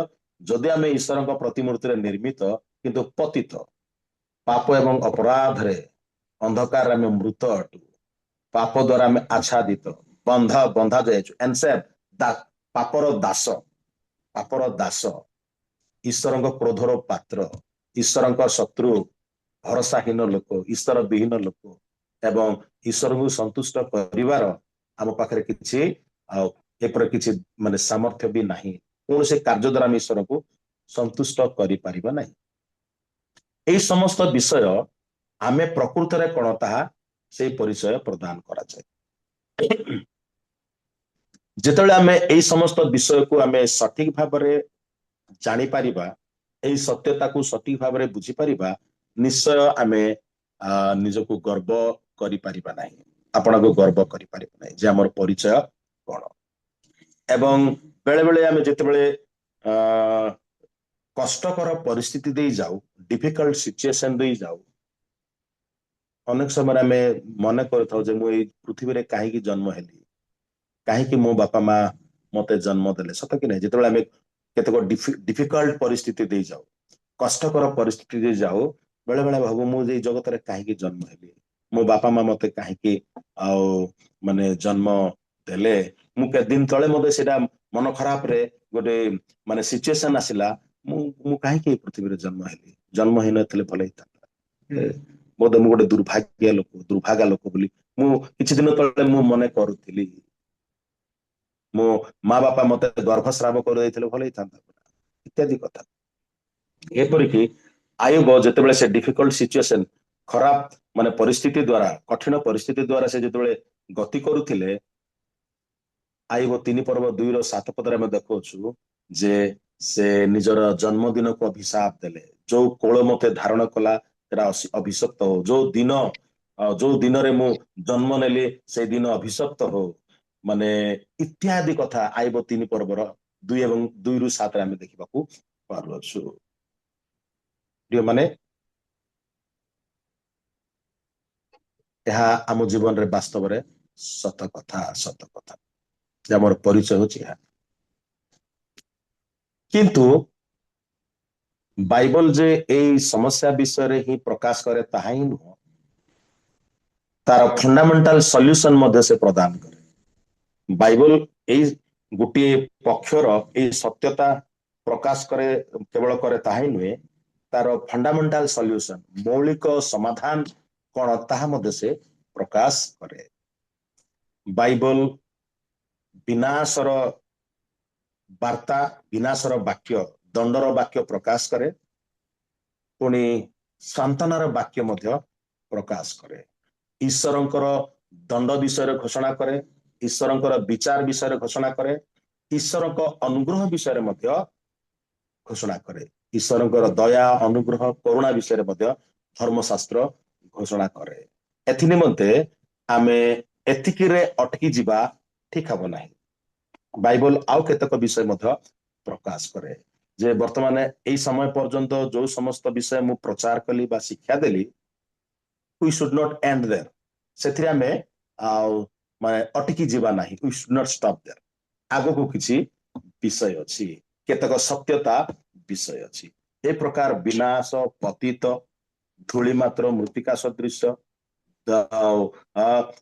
ତୃଣ ସଦୃଶ, ପୁଷ୍ପ ସଦୃଶ, କୀଟ ସଦୃଶ ଇତ୍ୟାଦି ଇତ୍ୟାଦି ଲୋକମାନଙ୍କ ନିମନ୍ତେ ବାଇବଲ ଆଉ ମଧ୍ୟ ପ୍ରକାଶ କରେ। ଜହନ 3:16 ଉଲ୍ଲେଖ କରାଯାଏ ଯେ ଈଶ୍ୱରଙ୍କ ପୁତ୍ର ଏଇ ଜଗତକୁ ଆସିଲେ ଯୋଉମାନେ ବିନାଶ ହେଇଯିବେ, ଯୋଉମାନେ ବିନାଶ ଅଛନ୍ତି ସେମାନଙ୍କୁ ଅନନ୍ତ ଜୀବନ ଦେବା ନିମନ୍ତେ ସେଇ ଜଗତକୁ ଆସିଲେ। ହାଲେଲୁୟା। ଈଶ୍ୱରଙ୍କ ପୁତ୍ର ଏ ପୃଥିବୀକୁ ଆସିଲେ ବା ଜଗତକୁ ଆସିଲେ, ଈଶ୍ୱର ଆପଣା ପୁତ୍ରଙ୍କୁ ପଠେଇଲେ ଯୋଉମାନେ ବିନଷ୍ଟ ପତିତ ସେମାନଙ୍କୁ ସେ ଅନନ୍ତ ଜୀବନ ପ୍ରଦାନ କରିବା ନିମନ୍ତେ। ଲୁକ 19:10 ପ୍ରକାଶ କରାଯାଏ ଯୋଉମାନେ ହଜି ଯାଇଅଛନ୍ତି, ପାପରେ ହଜି ଯାଇଅଛନ୍ତି, ବୁଡି ଯାଇଅଛନ୍ତି, ପତିତ ହେଇଯାଇଅଛନ୍ତି, ସେମାନଙ୍କୁ ଖୋଜି ରକ୍ଷା କରିବା ପାଇଁ ମନୁଷ୍ୟ ପୁତ୍ର ଆସିଅଛନ୍ତି। ଦେଖନ୍ତୁ ମାର୍କ 10:45 ଆମେ ଦେଖୁଅଛୁ ଯୋଉମାନଙ୍କୁ ମାନେ ମନୁଷ୍ୟ ପୁତ୍ର ମୁକ୍ତିର ମୂଲ୍ୟ ସ୍ୱରୂପେ ଅନେକଙ୍କୁ ପ୍ରାୟଶ୍ଚିତ ଉଦ୍ଧାର କରିବା ନିମନ୍ତେ, ସେବା ପାଇବାକୁ ନୁହଁ ସେବା କରିବାକୁ ଅନେକଙ୍କର ମୁକ୍ତିର ମୂଲ୍ୟ ସ୍ୱରୂପେ ସେ ଆପଣଙ୍କୁ ଉତ୍ସର୍ଗ କରେ। ଅର୍ଥାତ୍ ସେ ଯୋଉମାନେ ବନ୍ଦୀ ହେଇଯାଇଅଛନ୍ତି, ବନ୍ଧନରେ ଅଛନ୍ତି, ପାପରେ ବନ୍ଧନରେ ଅଛନ୍ତି କିମ୍ବା ବିଭିନ୍ନ ସମସ୍ୟା ଘେରରେ ଅଛନ୍ତି, ସେମାନଙ୍କୁ ସେ ମୁକ୍ତି କରିବା ପାଇଁ ମନୁଷ୍ୟ ପୁତ୍ର ଆସିଅଛନ୍ତି। ମାଥିଉ 9:13 ଯଦି ଦେଖିବା ଯେ ଯୋଉମାନେ ପତିତ ପାପୀ ମାନେ, ମୁଁ ଧାର୍ମିକ ମାନଙ୍କୁ ଆହ୍ୱାନ କରିବା ପାଇଁ ଆସିନାହିଁ କିନ୍ତୁ ମନ ପରିବାର ପାପୀ ମାନଙ୍କୁ ଆହ୍ୱାନ କରିବାକୁ ଆସିଅଛି, ଯୋଉମାନେ ପାପରେ ବନ୍ଧା ଦେଇ ଅଛନ୍ତି, ପତିତ ହେଇଯାଇଅଛନ୍ତି। ଜହନ 3:16, ଲୁକ 19:10, ମାର୍କ 10:45, ମାଥିଉ 9:23 ଏଇ ଚାରୋଟି ଶାସ୍ତ୍ରାଂଶ, ଚାରି ମଙ୍ଗଳ ସମାଚାରରୁ କାହିଁକି ଆଉ ଚାରୋଟି ଶାସ୍ତ୍ରାଂଶ ମୁଁ ପଢିଲି ମାନେ ଯେ ଈଶ୍ୱରଙ୍କ ପୁତ୍ର ଆସି ଜୀବନ ଦେଇ ଆମମାନଙ୍କୁ ଯୋଉ ପୂର୍ବରେ ଯୋଉ ସମସ୍ତ ପରିଚୟ ମାନଙ୍କର ଅଛି ସେଇ ପରିଚୟ ବଦଳେଇବା ନିମନ୍ତେ ଏଇ କାର୍ଯ୍ୟ କରିଅଛନ୍ତି। ଯଦିଓ ଅରିଜିନାଲ ଭାବରେ ଆମମାନଙ୍କର ପରିଚୟ ଅଛି, କିନ୍ତୁ ଏହା ସହିତ ଖ୍ରୀଷ୍ଟଙ୍କ ଠାରେ ଆମମାନଙ୍କର ଏକ ଗୌରବମୟ ଅନନ୍ତକାଳୀନ ଭରସା ରହିଅଛି। ଆମର ପତିତ ହଜି ଯାଇଥିବା ପରିଚୟ କ୍ୟାନ୍ ବି ମେଡ୍ ନ୍ୟୁ, ନୂତନୀକୃତ ହେଇପାରିବ ଏବଂ ଈଶ୍ୱରଙ୍କ ଠାରେ ଗୌରବ ଯୁକ୍ତ ହେଇପାରିବ, ଖ୍ରୀଷ୍ଟଙ୍କ ଠାରେ ଗୌରବ ଯୁକ୍ତ ହେଇପାରିବ। ଯୋଉ ପତିତ ପରିଚୟ ମାନଙ୍କର ରହିଅଛି ଖ୍ରୀଷ୍ଟଙ୍କ ଠାରେ, ଯୋଉମାନେ ଖ୍ରୀଷ୍ଟଙ୍କ ଠାରେ ବିଶ୍ୱାସ କରୁଛନ୍ତି ଯେ ତାହା ଏକ ନୂତନ, ଏଥିପାଇଁ ଯୋଉମାନେ ଖ୍ରୀଷ୍ଟଙ୍କ ଠାରେ ଅଛନ୍ତି ସେମାନେ ନୂତନ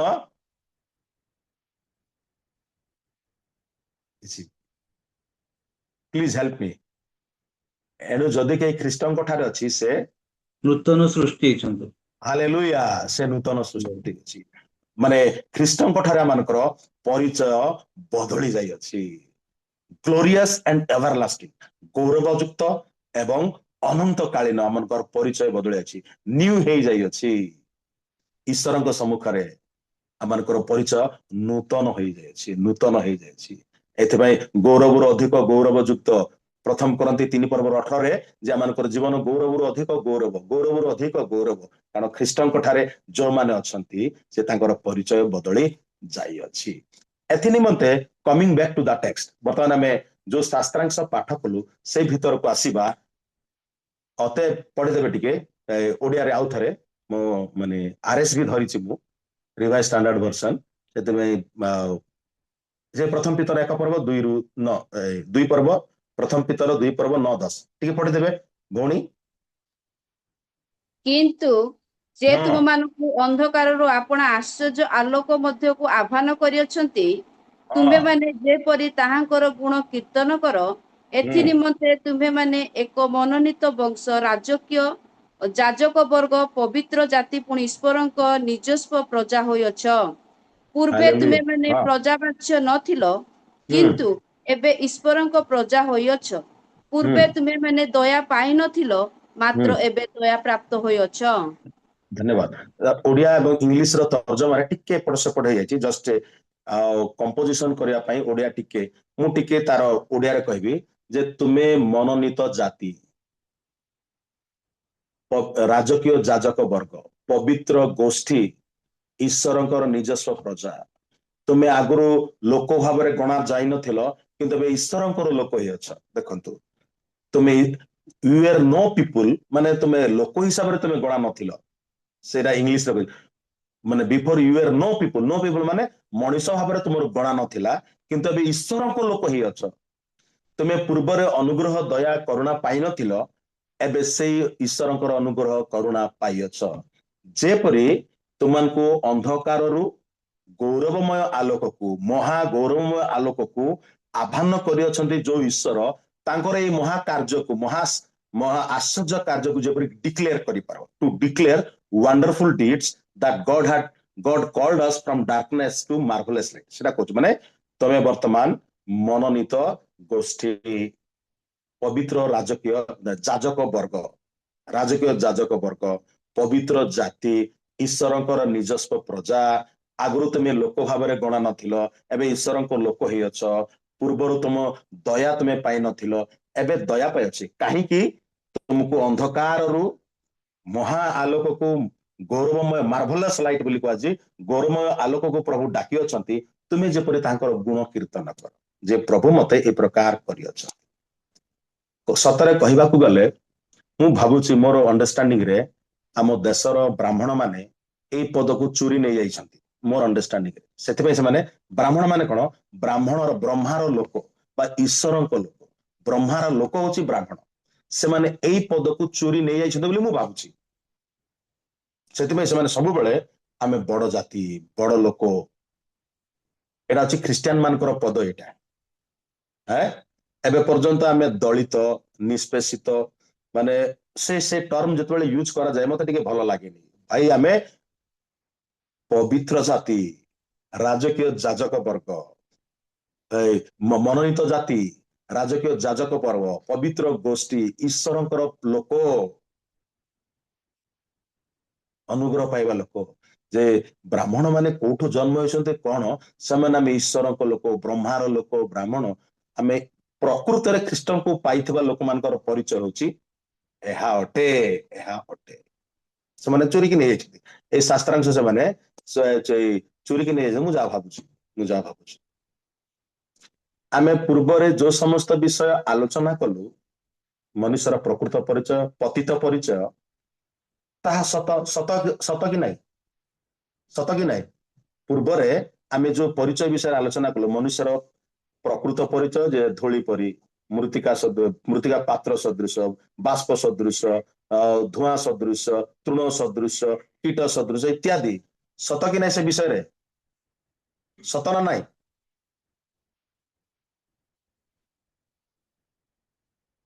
ଆରେ someone can ହଁ open ସତ the ସତ ସତ। ଯଦି ତାହା ସତ, ଏଇଟା ବି ସତ। ବୁଝିପାରୁଛନ୍ତି ମୋ କଥା? ଯଦି ସେ ବିଷୟର ସତ ଅଟେ, ଏଇ ବିଷୟ ମଧ୍ୟ ଯାହା ଈଶ୍ୱରଙ୍କ ବାକ୍ୟ ବାଇବଲ କହେ, ଏହା ବି ବାସ୍ତବରେ ସତ ଅଟେ। ଏହାକୁ ମଧ୍ୟ ଆମକୁ ଗ୍ରହଣ କରିବାକୁ ପଡିବ ଯେ ଆମେ ମନୋନୀତ ଜାତି, ମନୋନୀତ ଗୋଷ୍ଠୀ, ରାଜକୀୟ ଯାଜକ ବର୍ଗ, ପବିତ୍ର ଜାତି, ଈଶ୍ୱରଙ୍କର ନିଜସ୍ୱ ପ୍ରଜା। ଆମେ ଆଗରୁ ଲୋକ ଭାବରେ ଗଣା ନଥିଲୁ, ଏବେ ଈଶ୍ୱରଙ୍କର ନିଜର ଲୋକ ହେଇଛୁ। ଆମ ଉପରେ ଈଶ୍ୱରଙ୍କର ଅନୁଗ୍ରହ, ଦୟା ଅଛି। ଏହା ବି ସତ, ଏହା ବି 100% ସତ। ସେଟା ଯଦି 100% ସତ, ଏହା ବି 100% ସତ ଅଟେ। କାରଣ ଖ୍ରୀଷ୍ଟଙ୍କ ଠାରେ ଆମେ ଥିବା ହେତୁ, ଖ୍ରୀଷ୍ଟଙ୍କୁ ବିଶ୍ୱାସ କରିଥିବା ହେତୁ ଏଇ ପରିଚୟ ଆମର ଆମେ ପାଇଅଛୁ। ଏଇ ଯୋଉ ପତିତ ପରିଚୟ ମାନଙ୍କର ଥିଲା, ସେଥିରେ ଏହା ଏଡ କରାଯାଇଛି, ନୂତନ କରାଯାଇଅଛି। ପ୍ରଭୁ ଏଇ ଯୋଉ ପରିଚୟ ମାନଙ୍କୁ ଦେଲେ, ତାହା ଆମକୁ ଦିଆଯାଇଅଛି, ନୂଆ କରାଯାଇଅଛି। ଏଥିପାଇଁ ଯୋଉମାନେ ଖ୍ରୀଷ୍ଟଙ୍କ ଠାରେ ଅଛନ୍ତି, ସେମାନେ ନୂତନ ହୋଇଅଛନ୍ତି, ନୂତନ ସୃଷ୍ଟି ହୋଇଅଛନ୍ତି। ପ୍ରିୟମାନେ, ଏଥିରେ କିଛି ସନ୍ଦେହ କରିବାର ଆମର ଆବଶ୍ୟକ ନାହିଁ। ଏହା ବାସ୍ତବରେ 100% ସତ ଅଟେ। ଶତ ପ୍ରତିଶତ ଏଥି ନିମନ୍ତେ ମୁଁ ଏହାକୁ ଏମ୍ଫାଟିକାଲି ଅତ୍ୟନ୍ତ ଗୁରୁତ୍ୱର ସହିତ ଜୋର ଦେଇ ଏହା କହିବାକୁ ମୁଁ ଚେଷ୍ଟା କରୁଅଛି, କାରଣ ଯେ ଆମର ପରିଚୟ ହେଉଛି ଏହା। ଆସନ୍ତୁ ଆମେ ରିକ୍ୱେଷ୍ଟ କରିବି ସମସ୍ତଙ୍କୁ ଟିକେ ଛାତିରେ ହାତ ଦେବା, ଟିକେ ଛାତିରେ ହାତ ଦେବା ସମସ୍ତେ ପ୍ରିୟମାନେ, ଯେତେ ଲୋକ ଆମେ ଜୁମରେ ଅଛୁ ଟିକେ ଛାତିରେ ହାତ ଦେବା, ଟିକେ ଛାତିରେ ହାତ ଦେବା। ମୁଁ ଖ୍ରୀଷ୍ଟଙ୍କୁ ମୋ ସହିତ କୁହନ୍ତୁ, ମୁଁ ଯୀଶୁ ଖ୍ରୀଷ୍ଟଙ୍କୁ ମୋ ସହିତ କୁହନ୍ତୁ, ମୁଁ ଯୀଶୁ ଖ୍ରୀଷ୍ଟ ଗ୍ରହଣ କରିଥିବା ହେତୁ, ଗ୍ରହଣ କରୁଥିବା ହେତୁ, ବିଶ୍ୱାସ କରିଥିବା ହେତୁ ବିଶ୍ୱାସ କରୁଥିବା ହେତୁ ମୁଁ ମନୋନୀତ ଗୋଷ୍ଠୀ ଅଟେ, ମନୋନୀତ ଗୋଷ୍ଠୀ ଅଟେ, ରାଜକୀୟ ଯାଜକ ବର୍ଗ ଅଟେ, ରାଜକୀୟ ଯାଜକ ଅଟେ, ପବିତ୍ର ଜାତି ଅଟେ, ପବିତ୍ର ଲୋକ ଅଟେ, ଈଶ୍ୱରଙ୍କର ନିଜସ୍ୱ ପ୍ରଜା ଅଟେ। ସମସ୍ତେ କୁହନ୍ତୁ କି ଈଶ୍ୱରଙ୍କର ନିଜସ୍ୱ ପ୍ରଜା ଅଟେ। ପ୍ରଭୁ ମତେ ଅନ୍ଧକାରରୁ ମହା ଆଲୋକକୁ ଡାକି ଅଛନ୍ତି, ପ୍ରଭୁ ଅନ୍ଧକାର ମତେ ଆଲୋକ ଡାକି ଅଛନ୍ତି, ତାଙ୍କର ଗୁଣ କୀର୍ତ୍ତନ କରିବା ପାଇଁ। ତାଙ୍କର ଗୁଣ କୀର୍ତ୍ତନ କରିବା। ପ୍ରିୟମାନେ, ଏଇ ମୁଁ ଜୋକିଂ କରୁନି, ଏହା ଆପଣମାନଙ୍କୁ ଜୋକରେ କହୁନାହିଁ, କିନ୍ତୁ ଏହା ଈଶ୍ୱରଙ୍କର ବାକ୍ୟ ଅଟେ। ଏହା ଗୋଟେ ପଲିଟିକାଲ ଡିକ୍ଲେରେସନ ନୁହଁ, ଗୋଟେ ରାଜନୈତିକ ଘୋଷଣା ନୁହଁ। ମୁଁ ଯଦି ମାନେ ଏଇ MLA କିମ୍ବା MP ରେ ଜିତିବି, ତୁମକୁ ଏଇଟା କରିଦେବି, ପାଣି ଦେଇଦେବି, ଇଲେକ୍ଟ୍ରିକ କରିଦେବି, ଅମୁକ କରିଦେବି, ଚାକିରି ଦେବି, ଏଇଟା ନୁହଁ। ଏଇ ପଲିଟିକାଲ ଡିକ୍ଲେରେସନ କହୁନି, କିନ୍ତୁ ବିବ୍ଲିକାଲ ଆଇଡେଣ୍ଟିଫିକେସନ, ବାଇବଲର ବାସ୍ତବ ଖ୍ରୀଷ୍ଟିଆନ ମାନଙ୍କର ପରିଚୟ ଆପଣମାନଙ୍କୁ ମୁଁ ଏଥିରୁ କହୁଅଛି ଯେ ଆମେ ମନୋନୀତ ଜାତି, ରାଜକୀୟ ଯାଜକ ବର୍ଗ, ପବିତ୍ର ବ୍ୟକ୍ତି, ଈଶ୍ୱରଙ୍କର ନିଜସ୍ୱ ପ୍ରଜା, ନିଜର ଲୋକ, ଈଶ୍ୱରଙ୍କର ନିଜର ଲୋକ ଇତ୍ୟାଦି କହିଅଛୁ। ଏହା ହେଉଛି ଆମର ପ୍ରକୃତ ପରିଚୟ। ଶେଷରେ ମୁଁ ଗୋଟିଏ ଛୋଟିଆ ଦୃଷ୍ଟାନ୍ତ ଦେଇ ସମାପ୍ତ କରିବା ପାଇଁ ଚାହୁଁଛି। ଗୋଟିଏ ଛୋଟ ସହରରେ ଗୋଟେ ରାଜ ପରିବାର ଥିଲେ। ରାଜ ପରିବାର, ତାଙ୍କର ଛୋଟ ଛୋଟ ପିଲାମାନେ, ଛୋଟ ମାନେ 10-12 ବର୍ଷର ପିଲାମାନେ, ସେମାନେ ବଡ ସ୍କୁଲକୁ ଯାଆନ୍ତି, ବଡ ମାନେ ଯାଇକିରି ସେମାନେ ପାଠ ପଢନ୍ତି ଏବଂ ସେଇ ସହରରେ ଅନ୍ୟ ଗରିବ ଶ୍ରେଣୀର, ମଧ୍ୟବିତ୍ତ ଶ୍ରେଣୀର ଲୋକମାନେ ମଧ୍ୟ, ପିଲାମାନେ ମଧ୍ୟ ସ୍କୁଲକୁ ଯାଇକି ଆସନ୍ତି। କିନ୍ତୁ ଯେତେବେଳେ ଏଇ ମାନେ ସ୍କୁଲ ସରେ, ସନ୍ଧ୍ୟା 4ଟା ବେଳେ ଯେତେବେଳେ ଫେରନ୍ତି, ଏମାନେ ଘୋଡା ଗାଡିରେ କିମ୍ବା ମାନେ ରାଜାର ପୁଅ ଝିଅ ମାନେ, ରାଜକୀୟ ପରିବାର ପିଲାମାନେ ସେମାନେ ଆସନ୍ତି, ଘରକୁ ଯାଆନ୍ତି ବା ରାଜପ୍ରସାଦକୁ ଯାଆନ୍ତି, ରାଜନଗରକୁ ଯାଆନ୍ତୁ। ଏଇ ପିଲାମାନେ ଆସନ୍ତି, ଏଇ ଯୋଉ ଗରିବ ଶ୍ରେଣୀର ପିଲାମାନେ ଆସନ୍ତି, ସ୍କୁଲ ସରିଲା ପରେ ଦାଣ୍ଡରେ ଖେଳନ୍ତି, କବାଡି ଖେଳନ୍ତି କିମ୍ବା ଅନ୍ୟାନ୍ୟ ଖେଳ ଅଛି, ବିଭିନ୍ନ ପ୍ରକାର ଖେଳ, ବାଟି ଖେଳ, କବାଡି ଖେଳ, ବିଭିନ୍ନ ପ୍ରକାର ଖେଳ ଅଛି। ଏଇ ଯୋଉ ମାନେ ରାଜାର ପିଲାମାନେ, ପୁଅ ଝିଅ, ସେମାନେ ଉପର ମହଲାରୁ, ରାଜନଗରରୁ ଏ ପିଲାମାନଙ୍କୁ ସେମାନେ ଦେଖୁଛନ୍ତି ଏବଂ ତାଙ୍କର ଇଚ୍ଛା ହଉଅଛି ଯେ ପିଲାଙ୍କ ସହିତ ଖେଳିବା ପାଇଁ, କିନ୍ତୁ ସେମାନଙ୍କୁ ରେଷ୍ଟ୍ରିକ୍ସନ ଅଛି, କାରଣ ରାଜାର ପୁଅ ଝିଅ ମାନେ ନା ସାଧାରଣ ପିଲାଙ୍କ ସହିତ ମିଶି ପାରିବେ ନାହିଁ। ଏବଂ ତାଙ୍କ ମାଙ୍କୁ, ରାଣୀଙ୍କୁ ସେମାନେ ଅନେକ ଥର ରିକ୍ୱେଷ୍ଟ କଲେ ଯେ ଆମେ ଯାଇକି ପିଲାଙ୍କ ସହିତ ଖେଳିବୁ, କାରଣ 10-12 ବର୍ଷର ପୁଅ ଝିଅ ମାନଙ୍କୁ ଖେଳିବା ପାଇଁ ନିହାତି ଇଚ୍ଛା ଲାଗିବ। ଯଦିଓ ତାଙ୍କ ଘରେ ବା ରାଜନଗରରେ ମାନେ ତାଙ୍କର ଚାକର ମାନେ ଅଛନ୍ତି, ସେମାନେ ଖେଳେଇବେ, ଇତ୍ୟାଦି ଇତ୍ୟାଦି କରିବେ, କିନ୍ତୁ ସେଥିରେ ସେମାନେ ପିଲା ସନ୍ତୁଷ୍ଟ ନୁହନ୍ତି। ଏଇ ରାଜା ପୁଅ ଝିଅ ସନ୍ତୁଷ୍ଟ ନୁହନ୍ତି, ଆମେ ସେ ପିଲାଙ୍କ ସହିତ ଖେଳିବୁ। ତାଙ୍କ ମା ମନା କରୁ, ତୁମେ ରାଜା ପୁଅ ଝିଅ, ତୁମେ ଯାଇକି ଅର୍ଡିନାରୀ ପିଲାଙ୍କ ସହିତ ଖେଳିବ? ସେମାନେ କାନ୍ଦନ୍ତି ଯେ ଆମେ ଖେଳିବୁ ବୋଲି କାନ୍ଦନ୍ତି।